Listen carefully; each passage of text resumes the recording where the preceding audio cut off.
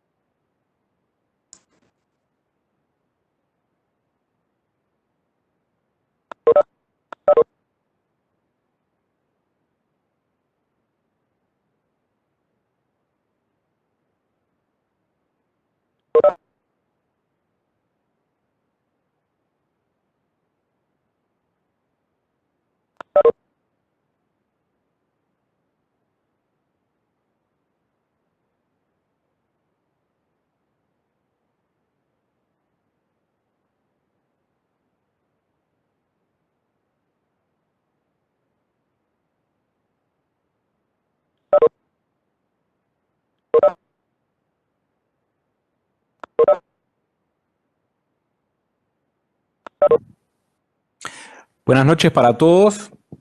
Bueno, vamos a comenzar con la clase. Yo soy Gustavo Nicastro, el profesor encargado del grupo de Procesal 1.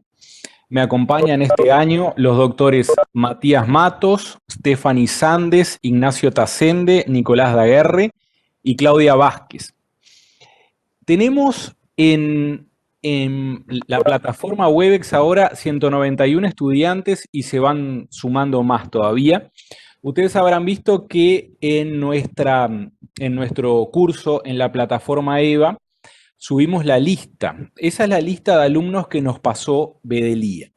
Tenemos 214 alumnos. Si yo no me fijé mal, en EVA tenemos más inscriptos, ¿sí? Tenemos un número superior a 214 alumnos. A ver, cuando pusimos la lista, también pusimos que los alumnos que tienen derecho a cursar con nosotros, a realizar los parciales y a exonerar la materia, esto es, a no rendir el examen si llegan a un promedio de 6 o más, son exclusivamente quienes figuran en la lista. Y tenemos prohibición expresa de inscribir a más alumnos por fuera de la lista. Entonces, a ver, si bien la matriculación es libre, nosotros pusimos la clave pública porque cualquier estudiante de la facultad con usuario de EVA puede ingresar, puede escuchar las clases, puede descargar el material que nosotros subimos. Con eso no tenemos problema, tienen derecho a hacerlo, pero no pueden hacer los parciales o si hacen los parciales no se los vamos a corregir porque no los podemos exonerar. Entonces eso nosotros queremos hacer especial hincapié en eso como para no generar expectativas o que por inadvertencia de nosotros los profesores en un número tan importante de alumnos corrijamos el parcial de algún estudiante que no esté en la lista. Por eso no queremos que se generen expectativas de por hacer eso o de por asistir a las clases pueden exonerar. No pueden hacerlo porque nosotros no estamos habilitados para permitir esa circunstancia. Entonces eso lo queremos dejar bien claro. Por eso también lo pusimos por escrito en la plataforma, ¿sí? No tenemos manera de controlar la asistencia, o al menos no tenemos una forma sencilla de controlar la asistencia. En condiciones regulares, esto es, sin la pandemia y con clases presenciales, sí tendríamos que pasar lista. Especialmente el Consejo dispuso que no pasamos asistencia en estos cursos justamente por las dificultades que presenta dar las clases a distancia. Muchachos, les pido por favor que silencien sus micrófonos. Si pueden tener las cámaras prendidas todos, sería fabuloso si no hay dificultades de conexión. Pero sí silencien los micrófonos porque si no se genera interferencia, yo me desconcentro, ustedes se desconcentran y tenemos dificultades para escucharnos. Como les decía, no controlamos asistencia, sin perjuicio de lo cual que ustedes asistan a las clases, que estén en las clases que dictamos por la plataforma, es fundamental. ¿Por qué?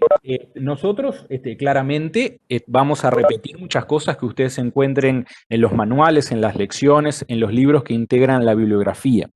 Pero también va a haber cuestiones de la práctica y de nuestra propia experiencia que no van a encontrar ahí o que nosotros se lo vamos a decir de manera más simplificada o más sencilla o con ejemplos como para que ustedes puedan comprenderlo y aprender mejor la materia. Entonces, por eso la asistencia es fundamental. También la asistencia es fundamental porque ustedes van a poder plantear las dudas que tengan, ¿sí? Somos un número muy importante de participantes en la reunión. Tenemos 201 participantes al momento, con lo cual es claro que todos participen o que la gran mayoría o muchos de ustedes participen en clases, sea haciendo preguntas o sea contestando interrogantes que nosotros planteemos, va a ser muy difícil porque si no, no terminamos más y no podemos cumplir con el programa, que es lo que tenemos que hacer. Sin perjuicio de eso, mientras esté dictando la clase yo o en las clases que dicten mis compañeros, los que no estemos dictando la clase, los profesores que no estemos dictando la clase, que no estemos hablando, vamos a estar atentos al chat, porque ustedes en el chat van a poder formular sus preguntas, van a poder hacer los comentarios que tiendan del caso y entonces van a poder aprovechar de mejor manera la clase. También nosotros en cada una de las unidades temáticas vamos a abrir un foro de dudas. Ya lo hicimos en la primera unidad temática, entonces ahí en ese foro de dudas ustedes van a poder plantearnos las preguntas, las dudas, las interrogantes que tengan con relación a los temas correspondientes a esa unidad temática, ¿sí? No desaprovechen esos foros de dudas, son muy importantes. Y escriban las preguntas en esos foros de dudas. ¿Por qué? Porque esos foros de dudas son públicos, es decir, todos los que participamos en la plataforma, todos los que estamos matriculados en el curso, vamos a poder ver las preguntas de los otros compañeros y vamos a poder ver las respuestas de los profesores también. Entonces, nos sirve a todos, ¿sí? Porque entonces no explicamos 2 o más veces las mismas preguntas si es que ustedes nos quieren formular las preguntas en los foros, no, en los chats privados que permite la plataforma EVA, ¿sí? Las cuestiones metodológicas del curso, si tienen alguna duda, ustedes los pueden plantear en el foro que dice Foro de Aspectos Relativos al Curso. Nosotros vamos a tratar de todas esas cuestiones metodológicas, ponerlas en la plataforma y ponerlas por escrito. ¿Por qué? Porque es una garantía para ustedes los estudiantes y es una garantía para nosotros los profesores, ¿sí? Para que después no haya dudas en el sentido de que digan, ah, profesor, pero usted en una clase dijo una cosa o se entendió esto. Entonces ahí nosotros por escrito subimos el programa, subimos el cronograma y subimos las fechas de los parciales. Como les puse también en la plataforma EVA, las fechas de los parciales son inamovibles. No son inamovibles por un capricho nuestro de los profesores, ni son inamovibles porque seamos malos, ¿sí? Y por eso lo planteamos desde el primer día la fecha de los parciales. ¿Por qué? Que imaginen un grupo de más de 200 estudiantes, cursan diversas materias con distintos profesores, es muy probable que a muchos les coincidan los parciales de Procesal 1 de este grupo con otras materias, con otras asignaturas. Entonces, si empezamos a hacer ajustes porque algún compañero o algunos compañeros les coincide las fechas, no vamos a terminar más porque va a ser imposible encontrar una fecha en la cual nosotros podamos cumplir con las fechas del programa y podamos cumplir con las expectativas o con las conveniencias de cada uno en particular. sí les hicimos la aclaración de que las fechas que nosotros planteamos en el cronograma, que ya subimos a la plataforma, puede tener alguna modificación, porque yo consulté con las autoridades, con la dirección del Instituto de Procesal, después de fijarme en la página de la facultad, y efectivamente al día de hoy no tenemos las fechas, no sabemos cuál va a ser la semana de mayo, que vamos a tener suspensión de clases por periodo de exámenes, ¿sí? El periodo de mayo es con suspensión de clases. Entonces nosotros tentativamente ahí en el cronograma dejamos una semana libre, sin clases, pero puede ser que no le hayamos acertado a la que nosotros pensamos o estimamos que puede ser la semana de exámenes, ¿sí?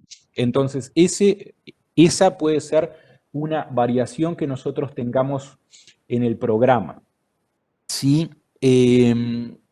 Van a ver que hay temas a los cuales nosotros le vamos a destinar más de una clase, ¿sí?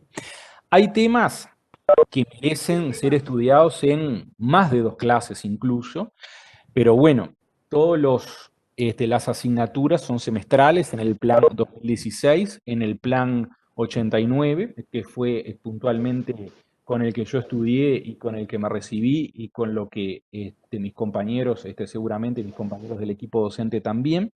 Procesal 1 era una materia anual, ¿sí? La estudiábamos en 9 meses, ahora la estudiamos en un semestre que son estrictamente unos 3 meses y medio o casi 4 meses, porque ahora empezamos el 1 de marzo. Entonces, bueno, vamos a hacer un esfuerzo importante por dar todos los temas que no los podamos dar con la exhaustividad que sin duda merecen.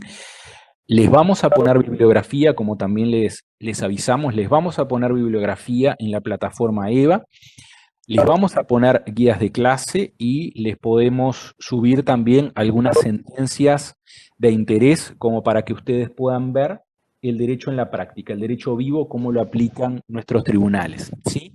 Ustedes ya lo tienen que saber de otras materias de la carrera. La jurisprudencia, la sentencia de los tribunales, no es fuente formal de derecho, ¿sí? No tiene eficacia imperativa, más allá del caso concreto y para las partes a las que se les aplica ese fallo porque litigaron en ese proceso, pero sin perjuicio de ello es una fuente de inspiración, es una fuente material muy importante, ¿sí? Ustedes cuando ejerzan como abogados, una de las herramientas más importantes que van a tener, además de las leyes naturalmente, van a ser los compendios o los anuarios de jurisprudencia, ¿sí? Que hay de diversos autores, de diversas editoriales. ¿Por qué? Porque ahí ustedes van a ver cómo los tribunales, cómo los juzgados de nuestro país aplican el derecho, aplican los diversos institutos. Entonces, por eso, para que ustedes vayan teniendo esa primera aproximación a la jurisprudencia, nosotros no los vamos a hacer leer anuarios de jurisprudencia, sin perjuicio de lo cual pueden consultarlos claramente, pero sí les vamos a subir algunas sentencias que consideramos de interés, que consideramos importantes, como para que ustedes puedan ver cómo se aplica en la práctica determinados institutos que nosotros estudiamos desde el plano teórico en esta asignatura, ¿sí? También una aclaración con relación a la bibliografía. La bibliografía ustedes la tienen en el programa analítico que nosotros les subimos con la bibliografía, ¿sí? Pero también nosotros les vamos a subir algún material concreto. Hay algunos micrófonos encendidos. Ahí dice, hablando menchacas. Así que bueno, le solicitamos a ese compañero o a esa compañera, por favor, que silencie el micrófono. Entonces, la bibliografía que nosotros les subamos en las unidades temáticas no es de la que ustedes van a estudiar exclusivamente, ¿sí?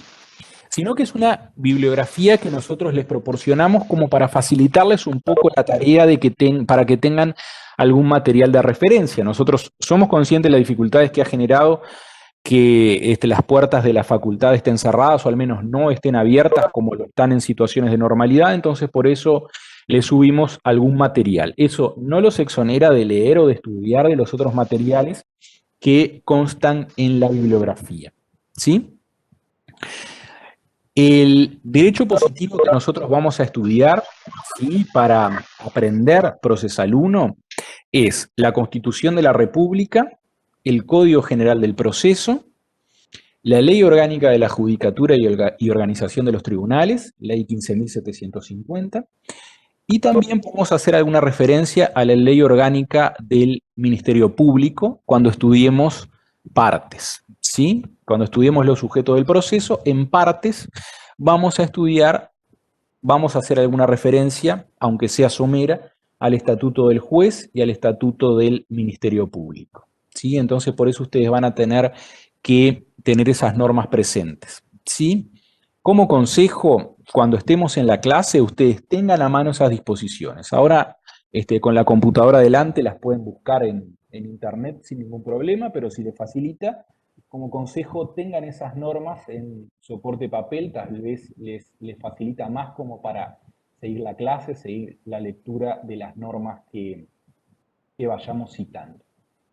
Los parciales, te puede repetir, pregunta Mercedes Coroas. Bien, sí. Las leyes. Bueno, la Constitución de la República, sí. La Ley Orgánica de la Judicatura y Organización de los Tribunales, que es la ley número 15.750. La Ley Orgánica del Ministerio Público, no recuerdo puntualmente ahora el número, pero lo buscan en cualquier buscador de internet. Ley Orgánica del Ministerio Público. Y el Código General del Proceso. El Código General del Proceso. Cuando estudiemos principios generales del proceso, sí, te dicen a ver si hubo algunas modificaciones introducidas por la ley de urgente consideración. Sí, eso nosotros lo vamos a estudiar, lo vamos a referir puntualmente cuando vayamos estudiando cada uno de los institutos. También, si bien en Procesal 1 no estudiamos el proceso penal, sí pueden tener, porque vamos a hacer algunas referencias cuando estudiemos principios generales del proceso. Sí les recomendamos que tengan la ley 19.293 y sus modificativas, que es el Código del Proceso Penal, vigente desde el 1 de noviembre de 2017. ¿Sí? Porque con carácter general no vamos a estudiar el proceso penal se estudia en Procesal 2, ¿sí? La segunda parte de Derecho Procesal. Pero sí vamos a hacer alguna referencia a los principios generales del proceso, la vinculación o las diferencias que existe entre algunos principios generales que hacen al proceso civil en sentido amplio, esto es civil, laboral, familia, contencioso administrativo de reparación, por contraposición al proceso penal. Entonces, es bueno que tengan el Código del Proceso Penal también. Los parciales son 3. ¿Sí? Los parciales son 3.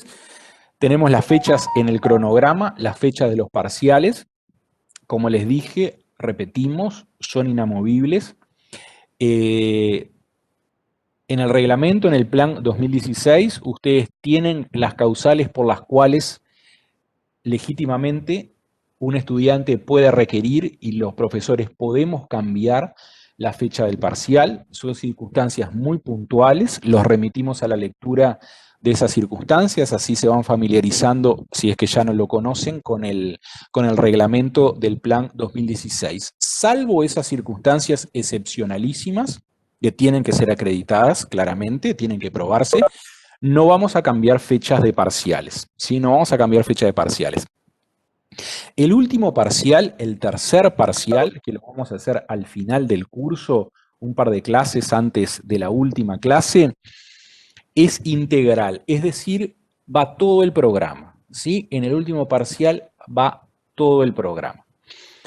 Sin perjuicio de que es integral y que, como su nombre lo indica, tiene que ir todo el programa, puede ser que saquemos algunos temas o por más que no saquemos algunos temas expresamente, les digamos, bueno, muchachos, no hagan demasiado hincapié en determinados temas. Sepan leer entre líneas, y le decimos no hagan demasiado hincapié es porque no vamos a hacer preguntas sobre eso. Sí vale la pena que lo lean, porque lo estudiamos, porque lo vamos a estudiar, pero no se maten estudiando esos temas en los cuales nosotros les digamos, no hagan hincapié en esto porque es probable que no les hagamos ninguna pregunta. Eso también lo vamos a poner en la plataforma EDU, ¿sí? Si bien es un curso, conforme al reglamento sería presencial, pero se tornó a distancia por estas dificultades de la pandemia, sí vamos a tener comunicaciones frecuentes por la plataforma EVA. Entonces ustedes vean regularmente, ingresen regularmente a la plataforma EVA, ¿sí? Sin perjuicio de que somos conscientes de los grupos de WhatsApp, que hay muchísimos grupos de WhatsApp que comparten los estudiantes de un mismo curso. Ingresen personalmente a la plataforma, porque a veces que algún estudiante puede interpretar algo que no es estrictamente lo que puede interpretar otro estudiante, entonces no hay como leerlo en persona, las comunicaciones que nosotros les hagamos y las dudas que ustedes planteen. Estén atentos, si bien tenemos clases muy seguidas, 3 veces por semana, estén atentos porque puede haber avisos que les sean de utilidad y que les interesen. Lo mismo las preguntas para los foros de dudas, ¿sí? Cuando hicimos referencia a los parciales, ¿sí? Que son 3 parciales, para los 2 primeros parciales va a ir hasta lo que veamos, hasta la clase, hasta 2 clases antes del parcial. Es decir, la clase inmediata anterior al parcial, el tema que veamos no va a ir para el parcial, ¿sí? Tanto para el primero como para el segundo parcial, ¿sí? Para el tercer parcial va todo. Como les dijimos, va a haber algunos temas en que nosotros les indiquemos que no hagan demasiado hincapié. En el tercer parcial, por más que es integral, vamos a poner especial énfasis en aquellos temas que no fueron ni para el primer ni para el segundo parcial, sin perjuicio de lo cual sí vamos a hacer preguntas de temas que fueron para el primer y para el segundo parcial, ¿sí? ¿Cuál es la modalidad? Bueno, nosotros cuando escribimos ese mensaje en la plataforma dijimos que la modalidad la vamos a tener que definir, ¿sí? La modalidad la vamos a tener que definir. Este es el tercer año que yo tengo grupo a cargo de Derecho Procesal. Los 2 años anteriores yo estuve a cargo del grupo con modalidad semipresencial del Instituto de Derecho Procesal 1. La modalidad semipresencial, si ustedes no han cursado todavía ninguna materia semipresencial, implica que la gran cantidad de actividades es a través de la plataforma EVA y tiene solamente entre 6 y 8 clases presenciales, ¿sí? El año pasado, con la pandemia, esas 8 clases presenciales, puntualmente en el grupo mío dictamos 8 clases presenciales, fueron a distancia, fueron por esta misma plataforma en que les estamos dictando clase ahora. Y entonces hubo 2 parciales, hubo un parcial a distancia, 6 o 7 actividades en la plataforma calificadas y un parcial final integral. Bueno, ahora la modalidad esta, que vendría a ser la presencial del reglamento, impone que sean 3 parciales, 2 parciales propiamente y una prueba final integral.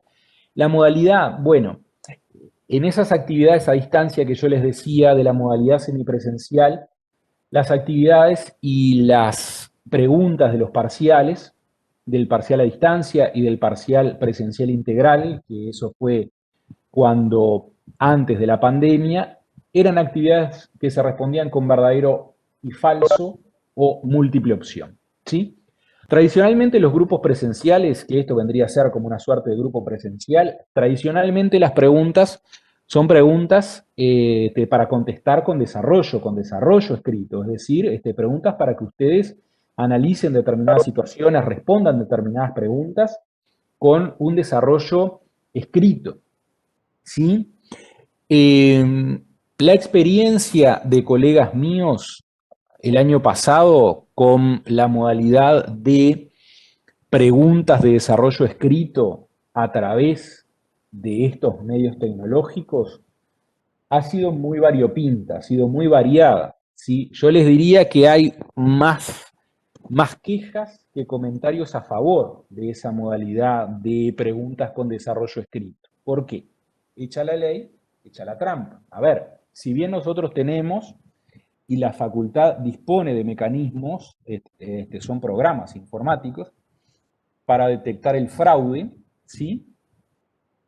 A ver, es algo muy engorroso y no cumple con la finalidad ni docente ni la finalidad de los estudiantes, que es que los docentes podamos enseñar y los estudiantes puedan aprender. Entonces, ha habido bastantes experiencias negativas con esto, denuncias al consejo, después toda la tramitación que eso implica.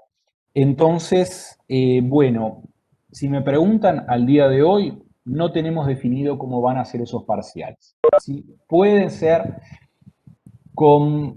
para responder con verdadero o falso, puede ser para responder con preguntas de desarrollo escrito.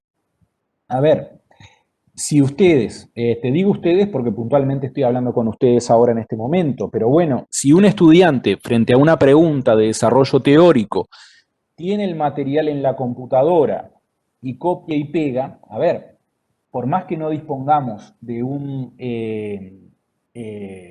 sistema informático, que les reitero, sí existe, nosotros, todos los que integramos el equipo docente, tenemos años en la docencia y hasta conocemos determinadas citas o determinados párrafos o determinadas frases o partes de libros de diversos autores que ya nos prende una lamparita de atención. Entonces, eso vamos a tratar de evitarlo.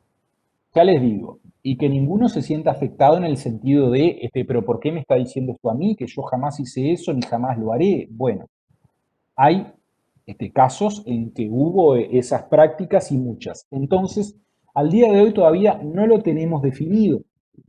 Quienes no han hecho ejercicios,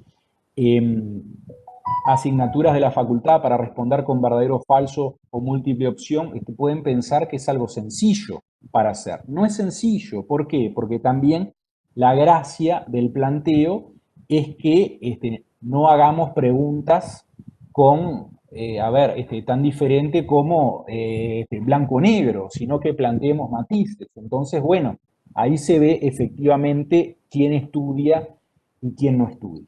¿Sí?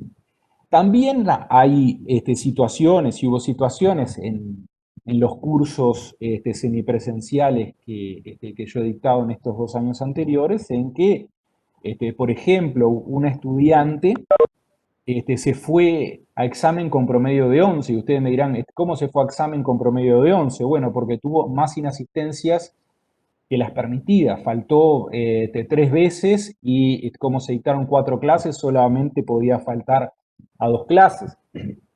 Tuvo que ir a examen, que el examen de Procesal 1, por norma consuetudinaria del Instituto de Procesal, es un examen que se rinde en forma oral. Bueno, no pudo responder ninguna pregunta y les planteamos como 3, 4, 5 preguntas de temas muy grandes. Hasta le dimos la facilidad de empezar diciendo, bueno, ¿cuál fue el tema que más te gustó? Que empezá a hablar del tema que más te gustó. Bueno, nada. Entonces, también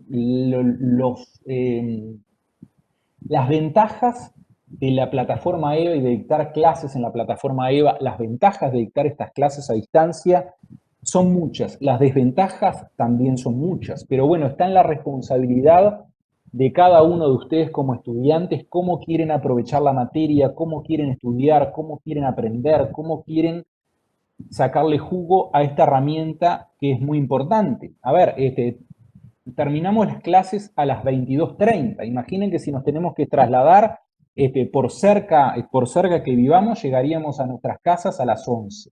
Estudiantes que viven más lejos o en otros departamentos llegarían mucho más tarde o directamente les sería imposible tomar esta materia en este horario. Bueno, entonces vamos a aprovechar eso estudiando con responsabilidad y asumiendo nuestras responsabilidades y no engañándolos o no haciéndonos trampas al solitario, ¿sí? Como se dice frecuentemente. Bueno, después, si ustedes tienen dudas con relación a estas cuestiones metodológicas, no duden en planteárnosla en los foros de la plataforma, ¿sí? Salvo circunstancias muy, muy particulares que hacen a una situación muy puntual y muy particular, muy personal de algún estudiante, nosotros preferimos que no nos escriban mensajes privados por la plataforma, menos por correo electrónico. ¿Sí? Fíjense la cantidad de estudiantes que son. Si cada uno nos escribe planteándonos una duda, que puede ser una duda general y que se puede responder en el foro, no vamos a terminar más, ¿sí? Y no vamos a poder aprovechar el curso. Así que entonces háganos las dudas relativas a las cuestiones metodológicas, a la bibliografía, al programa, a las clases en los foros correspondientes. ¿Sí? Nosotros vamos a poner los avisos justamente en la parte esa que dice avisos y también hicimos un foro que algunos de ustedes ya vi que han respondido, un foro de presentación, porque entonces ahí ustedes, bueno, nos plantean quiénes son, las expectativas que tienen del curso y nosotros también los profesores les hacemos llegar nuestra presentación también. ¿Sí? ¿Por qué es importante el derecho procesal? Bueno, ustedes cuando comiencen a estudiar van a ver que los clásicos decían que la acción, nosotros vamos a estudiar puntualmente esa situación jurídica compleja, la acción. Los clásicos decían, la acción es el derecho con casco y armado para la guerra. Nosotros vamos a parafrasear esa máxima que nos viene de los clásicos y vamos a decir que el derecho procesal justamente es eso, es el derecho con casco y armado para la guerra. ¿Por qué? Ustedes pueden saber mucho de derecho sustantivo, pueden saber mucho de derecho civil, de derecho comercial, de derecho del trabajo, de derecho de familia, de derecho penal, pero salvo que se dediquen a hacer consultas, ¿sí? Ustedes van a tener que saber derecho procesal. ¿Por qué? Porque el derecho procesal es la disciplina que les va a permitir hacer valer en juicio el derecho sustantivo. ¿Sí?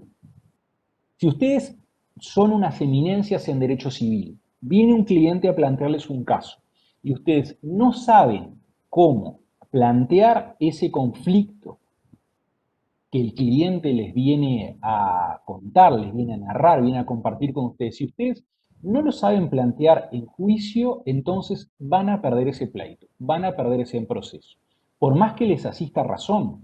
¿Sí? Entonces ahí está la importancia del derecho procesal. Cuando el derecho sustantivo no es cumplido voluntariamente por las partes que integran una relación jurídica sustantiva, entonces ahí ingresa el derecho procesal, ¿sí? Para poder cumplir coactivamente con ese derecho insatisfecho. Esto lo decimos a grandes rasgos como para tener esta clase introductoria. Después nosotros vamos a ver la naturaleza jurídica del proceso, vamos a ver, aunque sea someramente, las diversas teorías que se han escrito sobre la naturaleza jurídica del proceso, relación de derecho público, contrato, cuasicontrato, etc. Nosotros los vamos a estudiar en profundidad, vamos a estudiar también la finalidad del proceso, pero como para esta primera clase introductoria, entonces ustedes tengan claro, nosotros hacemos hincapié en eso. El derecho procesal es la disciplina, es el conjunto de normas que ustedes les van a permitir hacer valer en juicio el derecho sustantivo, ¿sí? Para ponerle fin a una situación de insatisfacción jurídica.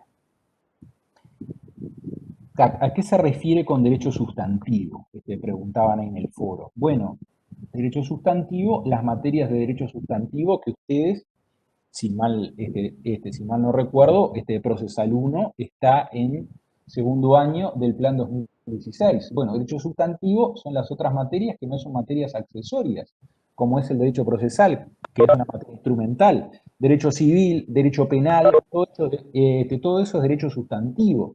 Derecho del trabajo, derecho de familia, eso es derecho sustantivo.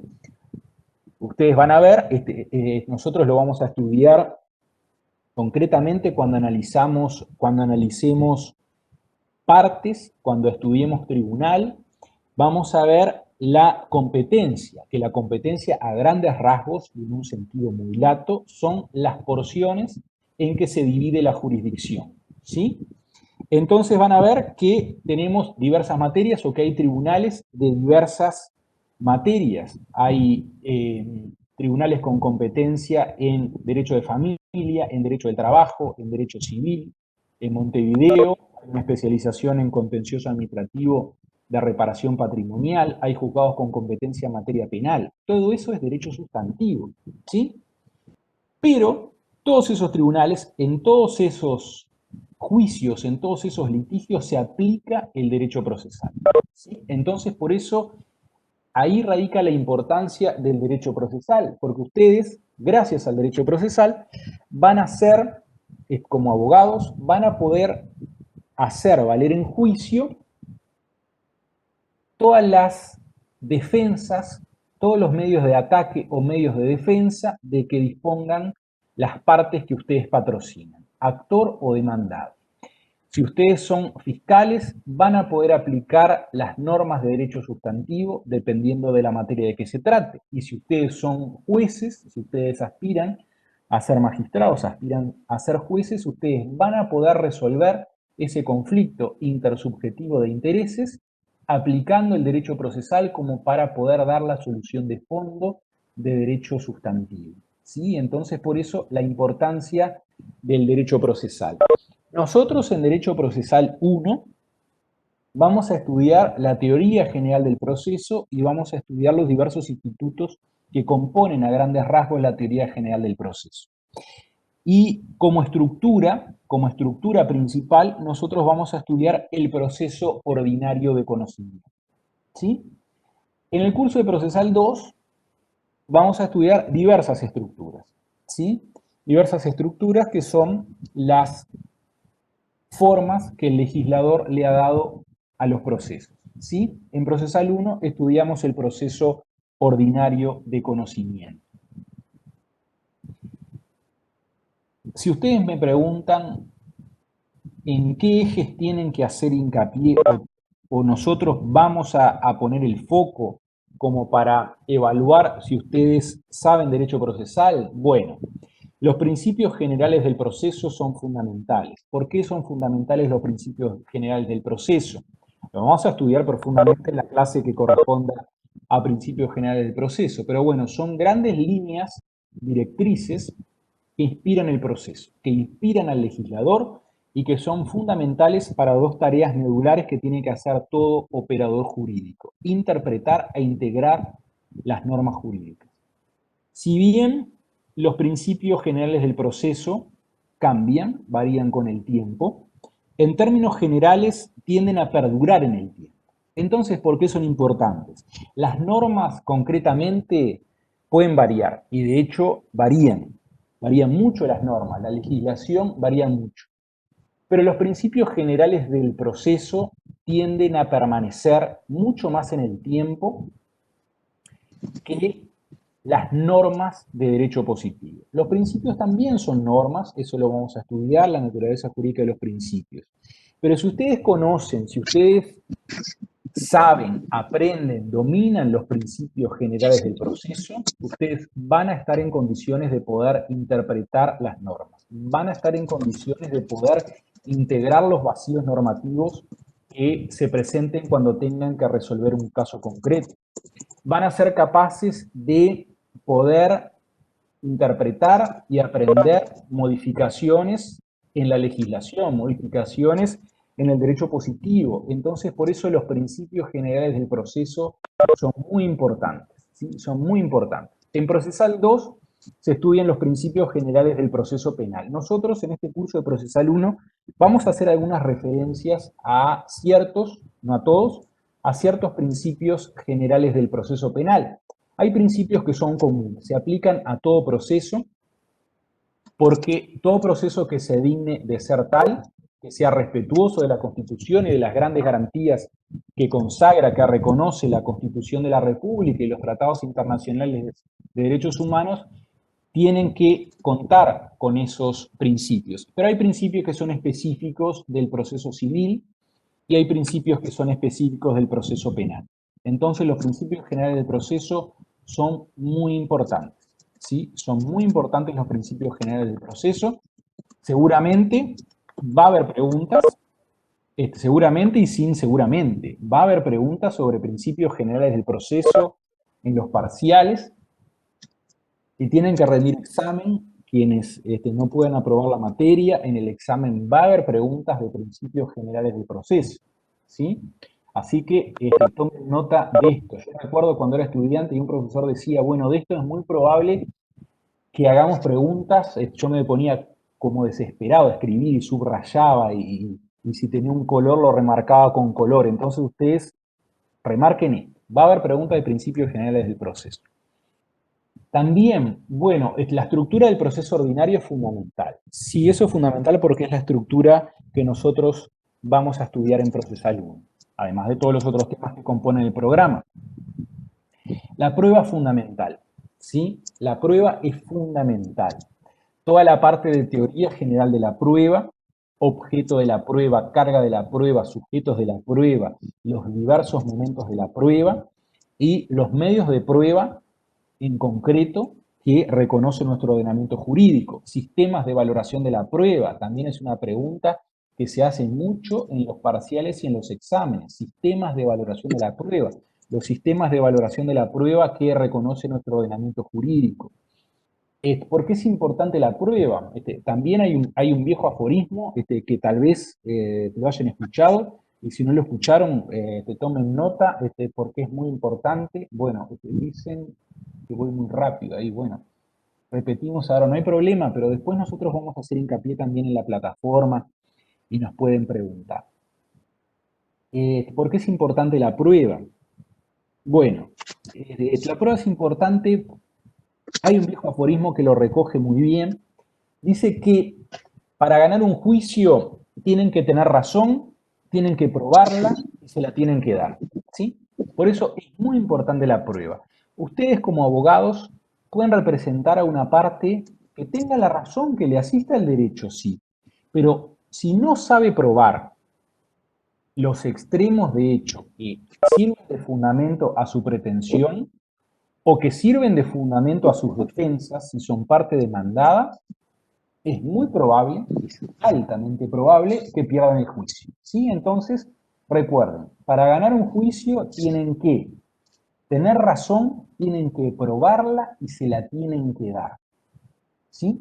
Y ahora, sin perjuicio de que volvamos sobre prueba y sobre algunas cuestiones que tal vez no se entendieron porque fue muy rápido, vean, tienen que tener razón, tienen que probarla y se la tienen que dar, ¿sí? Y si no le dan la razón, ¿qué pueden hacer?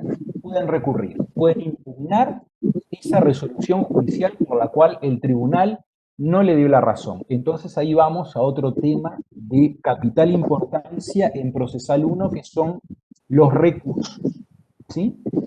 Los recursos son fundamentales. Los recursos nosotros estudiamos, lo estudiamos en la unidad temática de medios impugnativos. También, y a beneficio de inventario de lo que nosotros vamos a ahondar, vamos a desarrollar cuando estudiemos esa unidad. Los medios impugnativos, decir medios impugnativos no es lo mismo que decir recursos.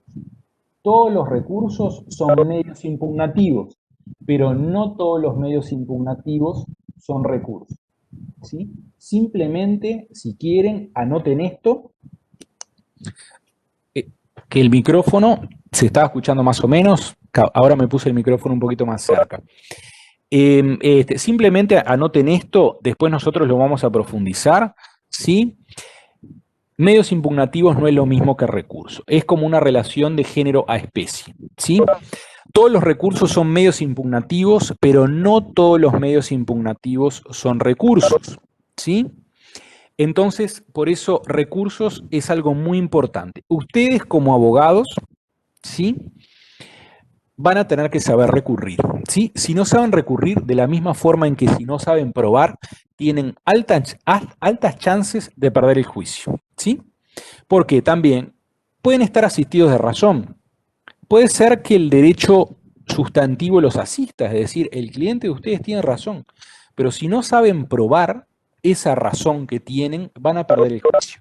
Y si no saben recurrir, esto es, si ustedes no saben impugnar, no saben atacar, no saben controvertir esa decisión judicial que les causó un agravio, esto es, que les resultó desfavorable, entonces van a perder el juicio también, ¿sí? Porque esa decisión va a quedar firme, va a pasar en autoridad de cosa juzgada y no va a poder revisarse por un tribunal, ¿sí? Ahí dice una estudiante, ¿dónde activo el sonido? Decía. Creo que cuando se conectan hay una parte que dice activar audio o algo de eso, que eso es lo que tienen que hacer como para poder escuchar. Pero eso es al principio de la sesión, ahora no sé si lo podrá hacer.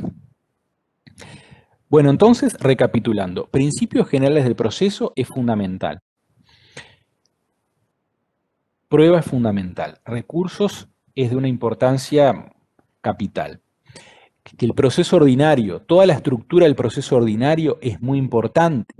En el proceso ordinario nosotros vamos a estudiar las diversas etapas, los actos procesales más importantes que componen la estructura del proceso ordinario, ¿sí? Vamos a aprender qué es la demanda.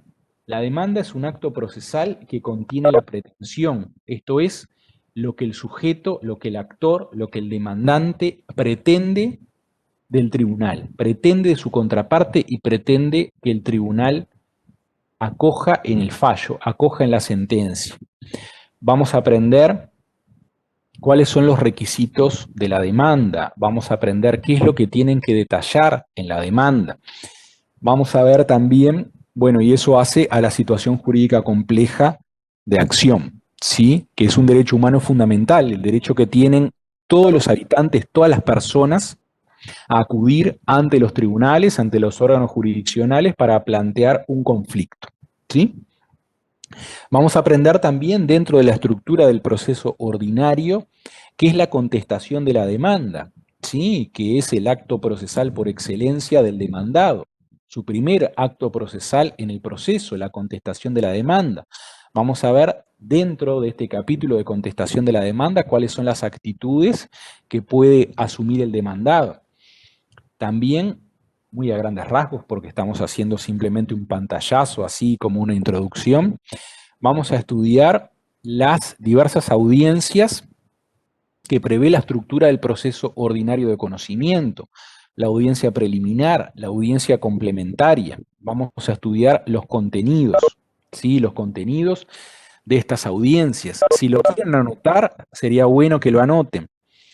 No hay en la estructura del proceso ordinario de conocimiento más que una audiencia preliminar y no hay más que una audiencia complementaria, ¿sí? Por eso no digan, bueno, hubo 3 audiencias preliminares, ¿sí? Puede ser que como acto procesal complejo que tiene un contenido muy rico, la audiencia preliminar se divida en varias sesiones, pero la audiencia preliminar como acto procesal es uno solo, ¿sí? Por más que en ella se realice múltiple actividad procesal y tenga que realizarse en más de una sesión. Lo mismo con la audiencia complementaria. La audiencia complementaria que, muy a grandes rasgos, se lo digo, sin perjuicio que vamos a profundizar en eso, también se llama audiencia de prueba. Es la audiencia en la cual generalmente se diligencia o se produce la prueba. Las declaraciones de los testigos se produce generalmente, en la enorme mayoría de los casos, 99% de los casos, por decirle así, se produce en la audiencia complementaria.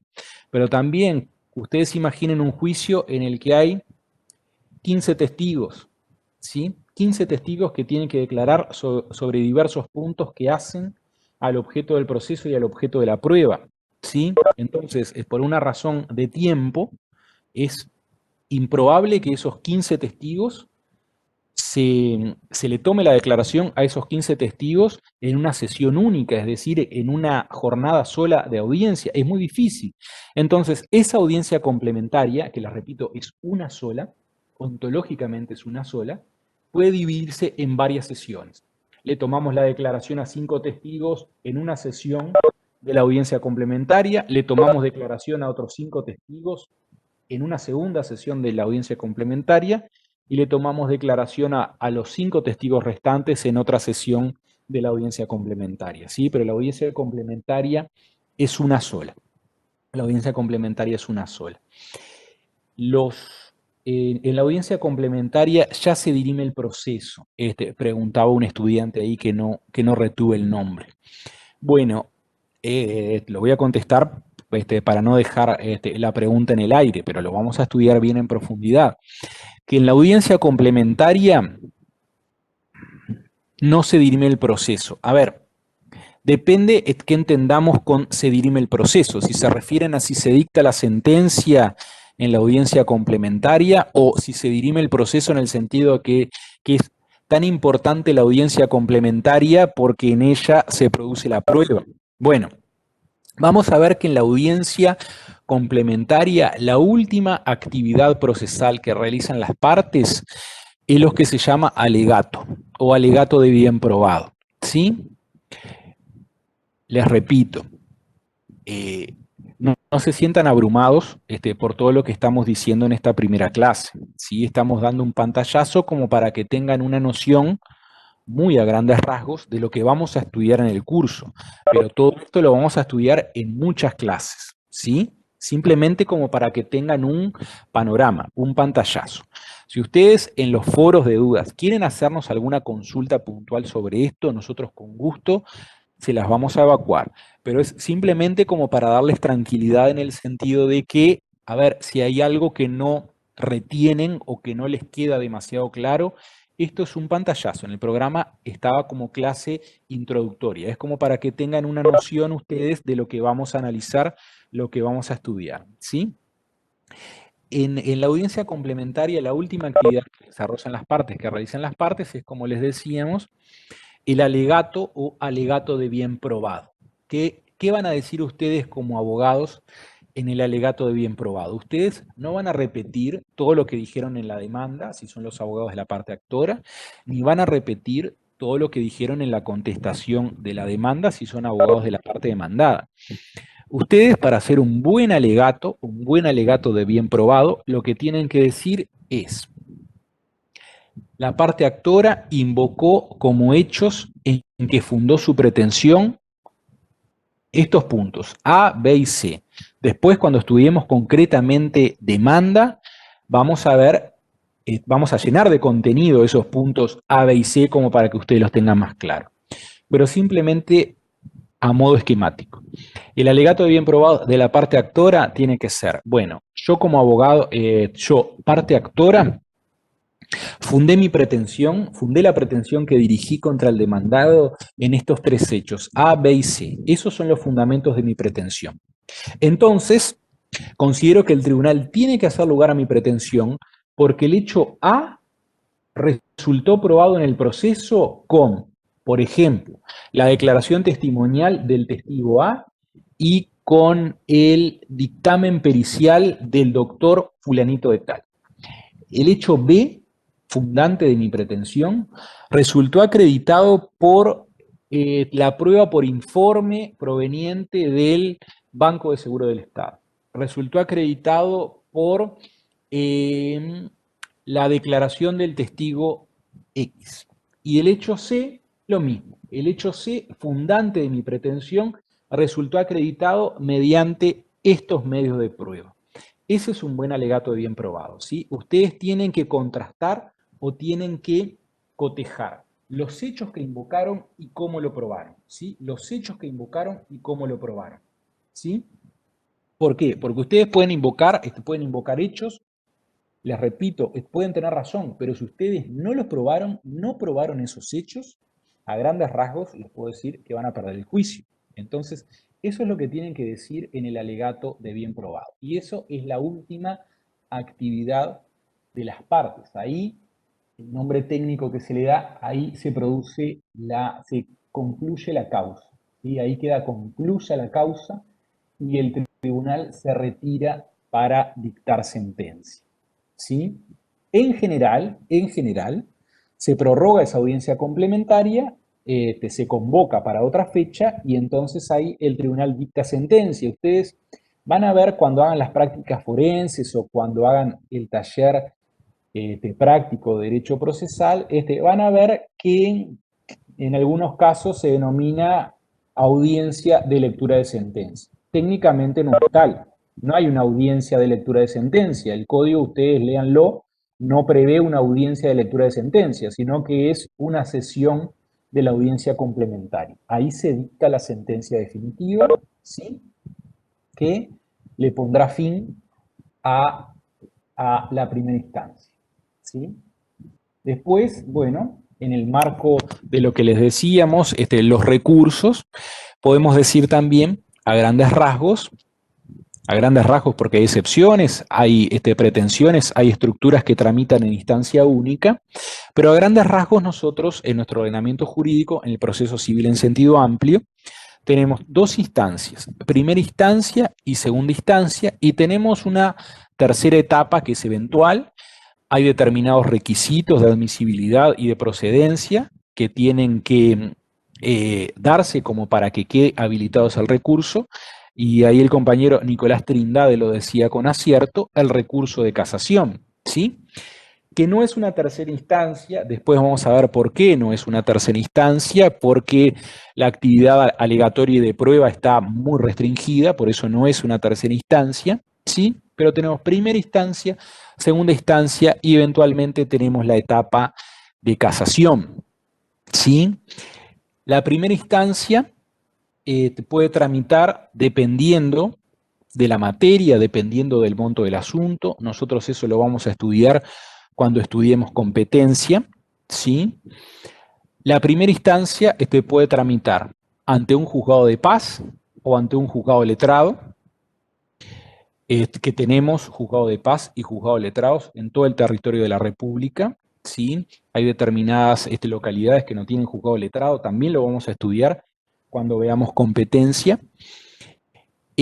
Entonces, la primera instancia puede tramitar ante un juzgado de paz o ante un juzgado de letrado, y la segunda instancia puede llegar a conocimiento sea a un juzgado letrado, sea a un tribunal de apelaciones, ¿sí?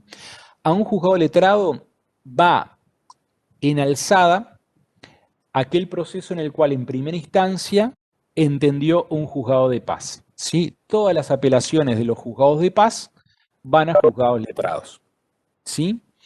Y todas las apelaciones de los juzgados letrados, si en primera instancia entendió un juzgado letrado, sea por la materia, sea por el monto del asunto, si en primera instancia entendió, conoció un juzgado letrado, en segunda instancia, si el proceso admite segunda instancia, la segunda instancia va a tramitar y va a ser resuelta por un tribunal de apelaciones, ¿sí? La mayor especialización por materia se da en la capital del país, se da en Montevideo, ahí se da la mayor especialización por materia. En el interior hay especialización, hay ciudades del interior, capitales departamentales, donde la especialización es muy marcada, hay otros que no tanto, y quedan muy, muy pocos juzgados multimateria, esto es que entienden absolutamente en todas las materias, tanto civil en sentido amplio como penal. Son muy pocos, se los vamos a decir puntualmente cuando nosotros estudiemos competencia, ¿sí? Que en el caso de un fallo del TCA se puede apelar también. Pregunto a una compañera que se me fue el nombre porque se fue del chat. Bueno, el Tribunal de lo Contencioso Administrativo es un órgano jurisdiccional, pero no es un órgano judicial. Lo decimos a grandes rasgos también porque el proceso contencioso administrativo de anulación lo van a estudiar en el curso de Procesal 2, ¿sí? Es un órgano jurisdiccional, pero no es un órgano judicial. Vean esta diferencia. ¿Por qué no es un órgano judicial? Bueno, justamente porque no integra la estructura del Poder Judicial. El Tribunal de lo Contencioso Administrativo es un órgano de creación constitucional, tiene la misma jerarquía institucional que la Suprema Corte de Justicia, ¿sí? Integra el sistema de justicia de nuestro país, pero no es parte del Poder Judicial. El Tribunal de lo Contencioso Administrativo, y también se lo digo muy, muy a grandes rasgos, porque esto ni siquiera es objeto de estudio en el curso de Procesal 1. El Tribunal de lo Contencioso Administrativo entiende en las demandas de anulación de actos administrativos definitivos dictados por la administración, ¿sí? Por las administraciones públicas, las administraciones estatales, ¿sí? Es una instancia única. El proceso contencioso administrativo de anulación es una instancia única, ¿sí? Y los recursos que eventualmente pueden interponerse contra las sentencias del TCA también son objeto de estudio en el curso de Procesal 2. Simplemente como para que lo tengan presente para los compañeros que preguntaron, encima del Tribunal de lo Contencioso Administrativo, en la jurisdicción contenciosa administrativa de anulación, no hay otro órgano. Entonces, las sentencias dictadas por el Tribunal de lo Contencioso Administrativo no pueden ser apeladas ante un órgano superior. ¿Sí? No puede ser impugnada ante un órgano superior. De la misma forma en que las sentencias dictadas por la Suprema Corte de Justicia tampoco pueden ser revisadas por un órgano superior. ¿Sí?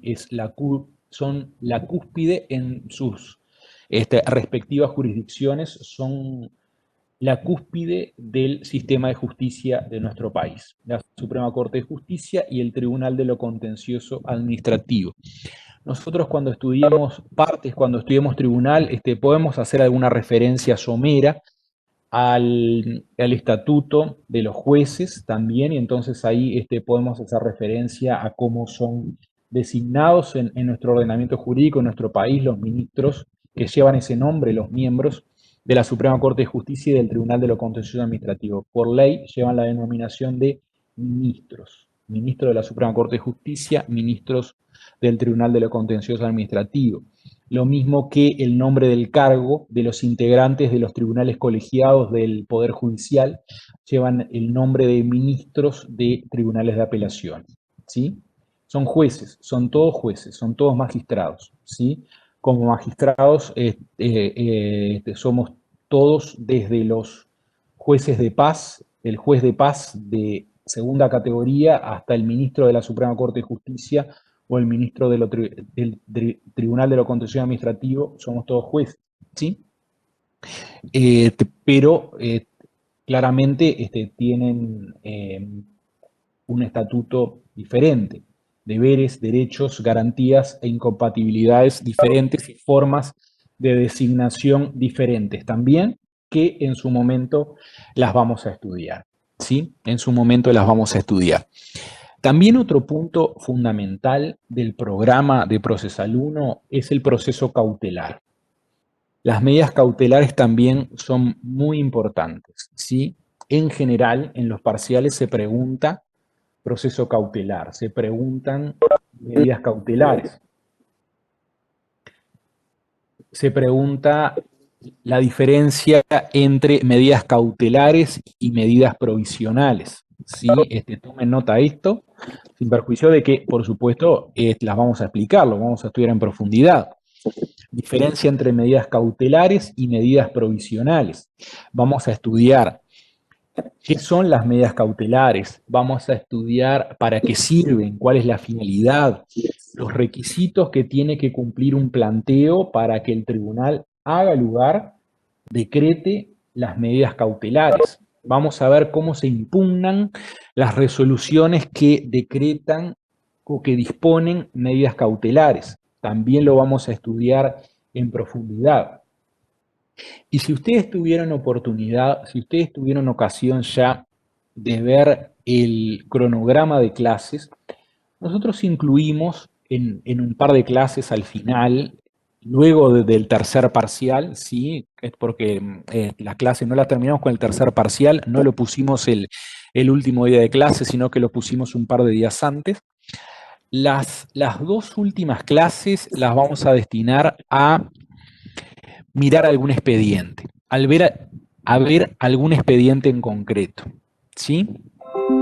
Todo esto que nosotros se lo decimos a grandes rasgos desde un plano teórico, sin perjuicio de que claramente les vamos a dar ejemplos de la práctica y les vamos a dar alguna sentencia para que ustedes puedan leer, ustedes van a poder identificarlo, van a poder identificar los diversos institutos que nosotros estudiamos, van a poder identificar las diversas etapas de la estructura del proceso ordinario de conocimiento, van a poder identificar las partes, van a poder identificar las pruebas que se ofrecen y que se producen en un proceso, van a poder identificarlas en expedientes concretos, en expedientes reales, ¿sí? Claramente les vamos a tapar los datos sensibles, les vamos a tapar los nombres y apellidos de las partes, vamos a tapar, por ejemplo, imaginemos que nosotros le proporcionemos un expediente de siniestro de tránsito, vamos a taparle los datos de las matrículas de los vehículos que intervienen, vamos a taparle los datos de los abogados. Pero saben que eso es algo muy importante. El plan 2016, ya lo deben haber visto ustedes, pone foco en la práctica, ¿sí? Pone foco en la práctica y pone foco en que los estudiantes no tomen contacto con la práctica en la última etapa de la carrera, que es lo que nos pasó a quienes cursamos y nos recibimos en función del plan 89, ¿sí? En que veíamos las técnicas forenses en quinto y consultorio jurídico en sexto, en la última etapa, sin perjuicio de algunos casos de profesores que ya desde el inicio nos hacían ir a audiencias, presenciar audiencias o que nos proporcionaban algún expediente como para que nosotros pudiéramos leer. El plan 2016 pone foco en eso y pone foco en los talleres, también hay seminarios y bueno, lo que se llama, ahora creo que se llama práctica profesional, que es lo que los te cursamos con el plan anterior, conocemos como técnica forense. Bueno, que el año pasado fue el primer año que yo tuve a cargo el dictado de un taller práctico de derecho procesal. Tradicionalmente, cuando empezaron los talleres, el taller práctico de derecho procesal estuvo a cargo de docentes del Instituto de Técnica Forense. El año pasado fue el primer año en que dos profesores de derecho procesal estuvimos a cargo de sendos grupos de taller práctico de derecho procesal.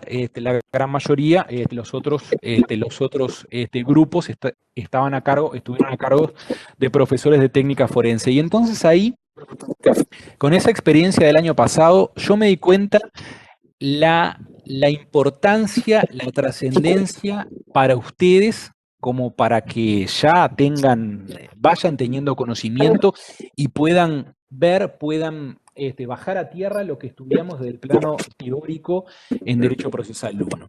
Eso es muy importante, ¿sí? Eso es muy importante.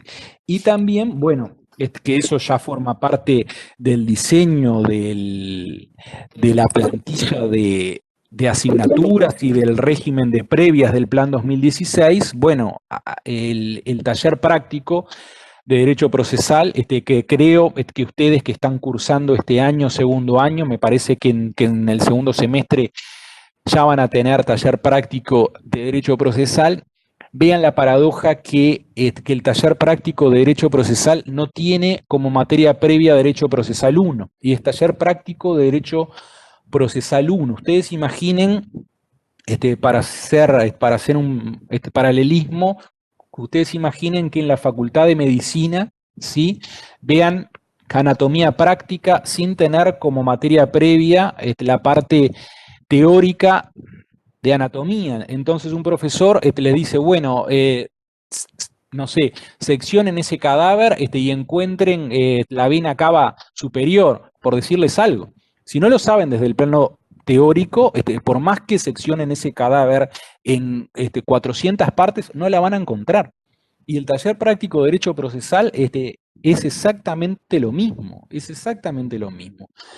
Entonces, por eso, ya, si nosotros en este curso de Procesal 1, nosotros ya podemos darles alguna herramienta como para que sea para ustedes un poco más fácil la identificación o la aprehensión de los institutos de derecho procesal, para que sepan derecho procesal 1 y para que les vaya mejor en el taller práctico de derecho procesal, no tengan duda que lo vamos a hacer. Por eso entonces nosotros les vamos a proporcionar algún expediente, ¿sí?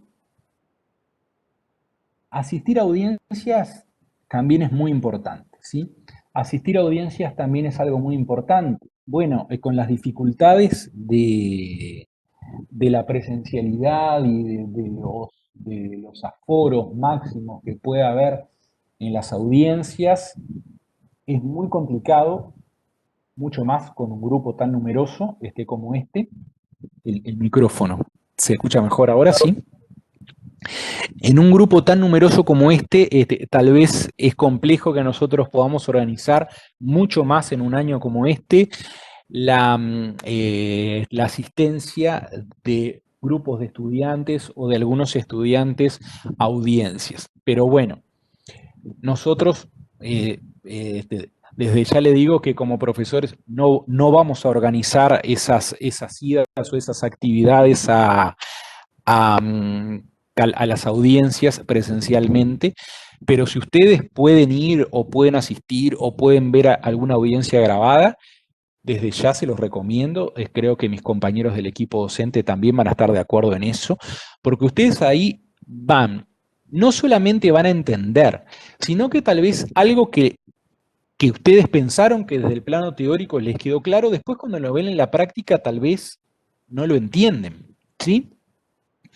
Y otra cosa también, a ver, por más que tengan la experiencia práctica de ir a alguna audiencia, de ver algún expediente, le falta todavía como para que se reciban porque están en segundo año. Pero bueno, si se acuerdan de este comentario para cuando se reciban, es mejor. Y si se lo dice algún otro profesor más cerca de que de que terminen la carrera, mejor. Les va a pasar que cuando se reciban y cuando tengan su primer caso o sus primeros casos, es muy probable que se agarren una confusión importante entre todos los institutos que entran en juego, tanto derecho sustantivo como de derecho procesal. Pero bueno, ustedes van a tener las herramientas teóricas, van a tener las herramientas prácticas y van a ver que a medida que estudien el caso, todo les va a ir cerrando y van a ver cómo el derecho es una unidad, ¿sí? Que en la facultad nosotros lo estudiamos por separado y estudiamos las asignaturas por separado claramente porque tienen sus diferencias, pero ustedes van a ver en los procesos, van a ver en los juicios el derecho vivo, el derecho cómo se aplica en la práctica. En los institutos, que en todas las asignaturas, cualquiera que ustedes estudien en la carrera, los vamos a estudiar por separado. Después van a ver cómo en la práctica está todo tan entrelazado y se realiza de una forma tan armónica que van a ver que es interesantísimo y que es fascinante. Así que bueno, bienvenidos, por más que ya es el segundo año, bienvenidos a esta carrera que sin duda les va a dar muchas satisfacciones también.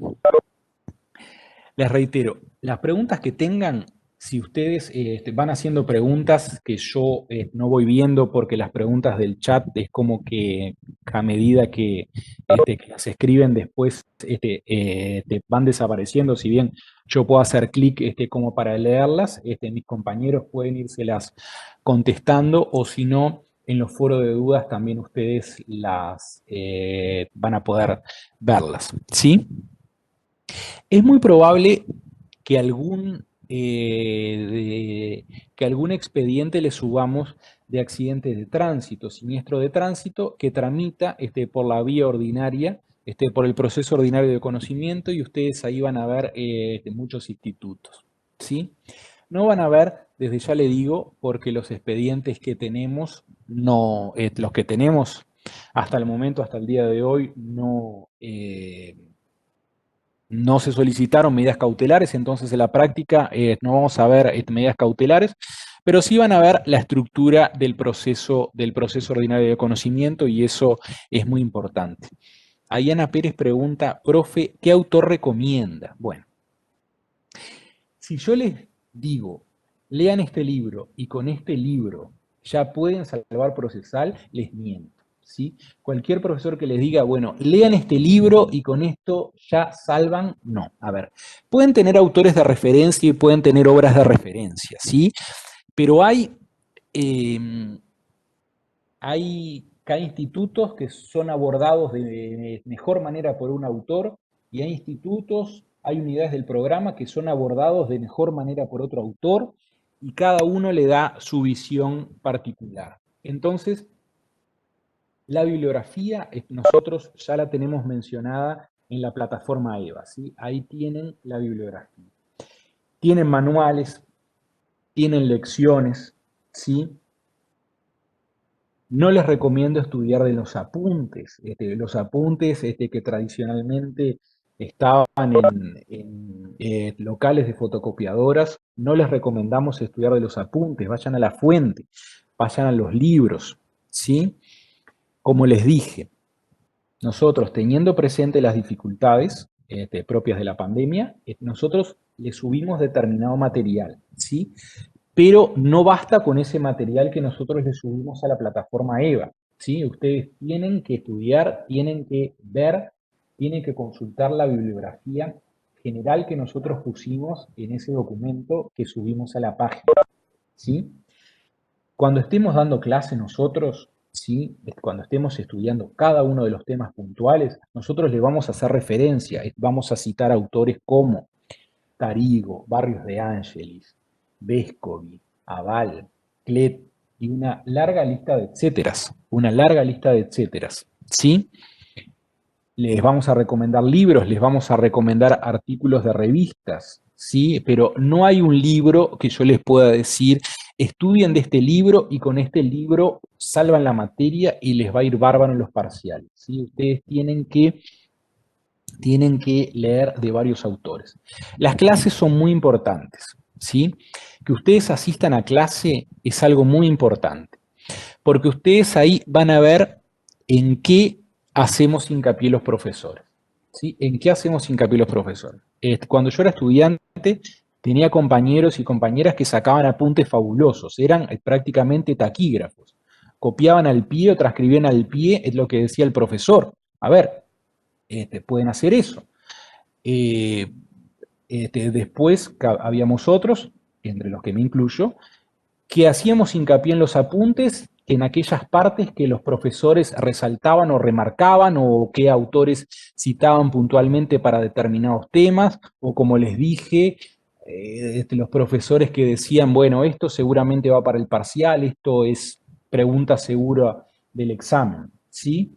No estudien apuntes de los apuntes esos que se consiguen en los locales de fotocopiadoras, no estudien exclusivamente de eso, y no estudien exclusivamente de los apuntes que puedan tomar de lo que dictemos en la clase. Eso no basta, eso les va a servir como una guía, pero no estudien de ahí porque eso claramente no alcanza.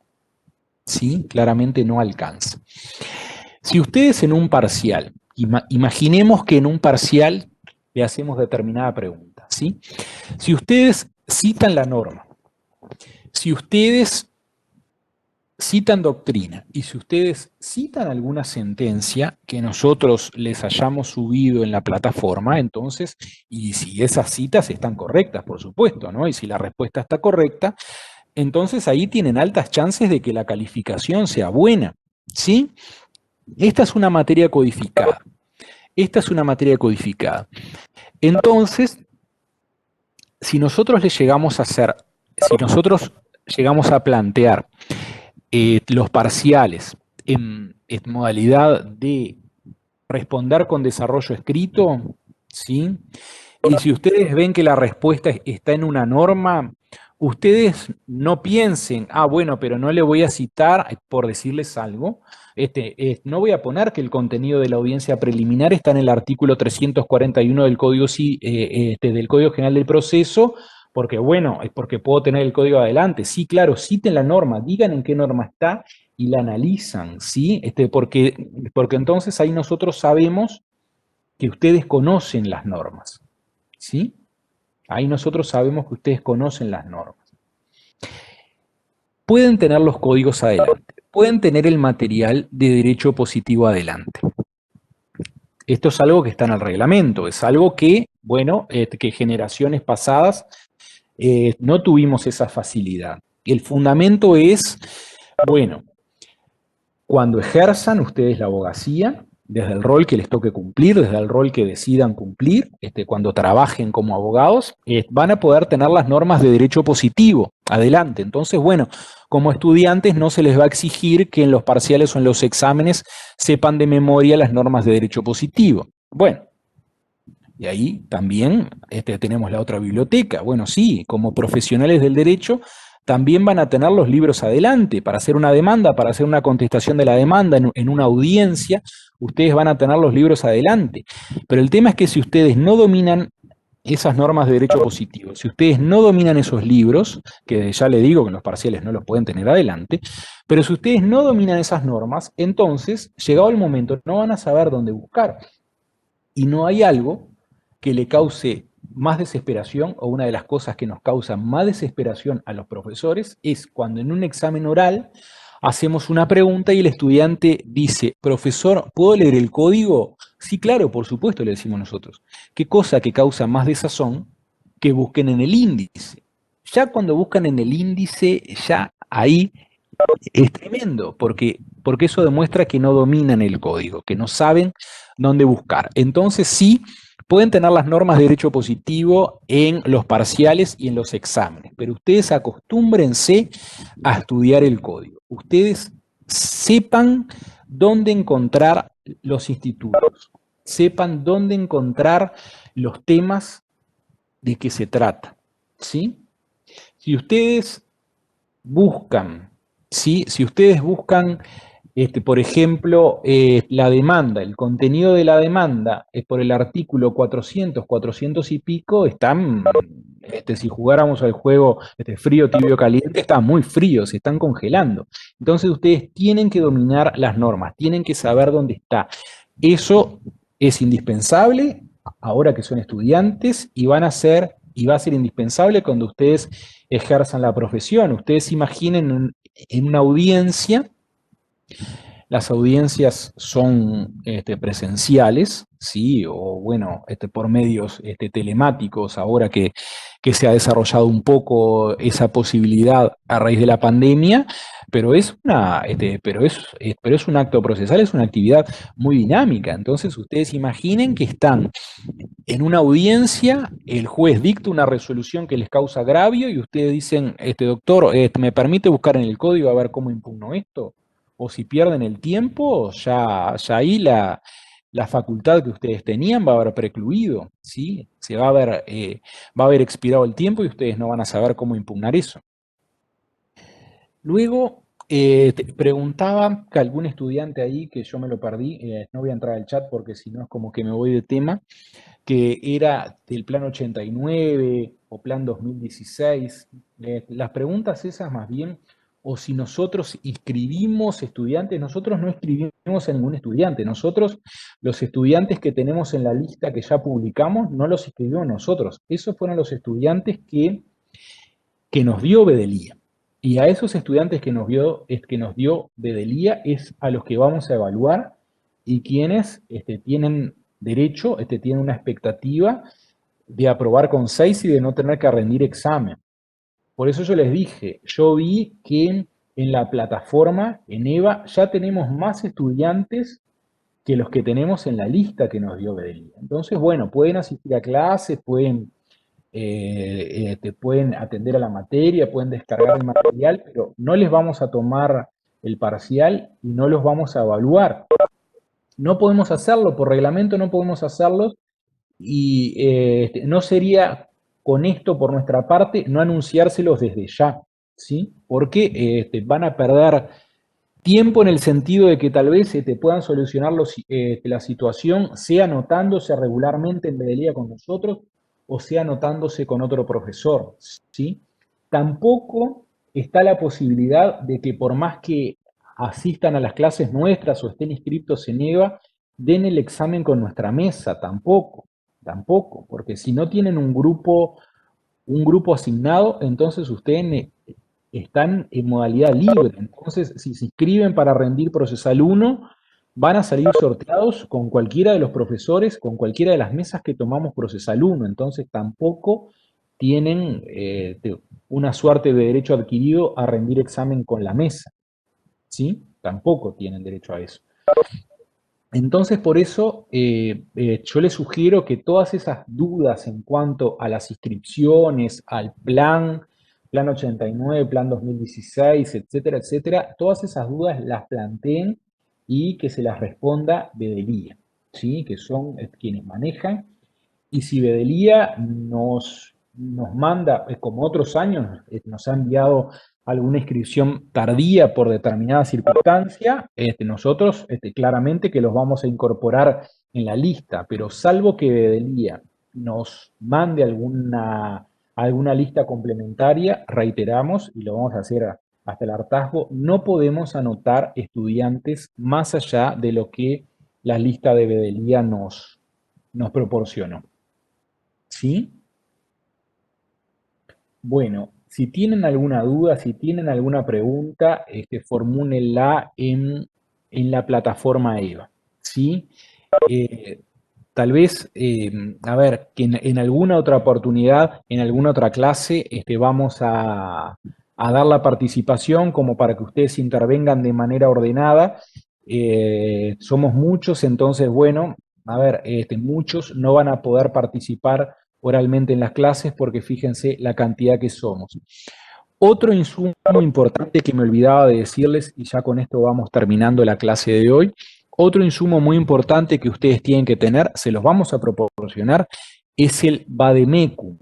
El Vademecum es un compendio de normativa, leyes, decretos y acordadas que compila el profesor Biurrum, doctor Biurrum, grado 4 de Derecho Procesal, de la Universidad de la República, que actualmente retirado, creo que fue el año pasado que se jubiló, que es una publicación que hace a través del Colegio de Abogados en la tribuna del abogado y que gentilmente siempre nos cede a la facultad como para que nosotros podamos colgarla sin perjudicar los derechos de autor de él. Lo vamos a colgar porque ahí ustedes van a ver una guía, van a tener un insumo muy importante cuando estudiemos competencia de los tribunales. Entonces, eso también es otro insumo que les va a ser muy útil.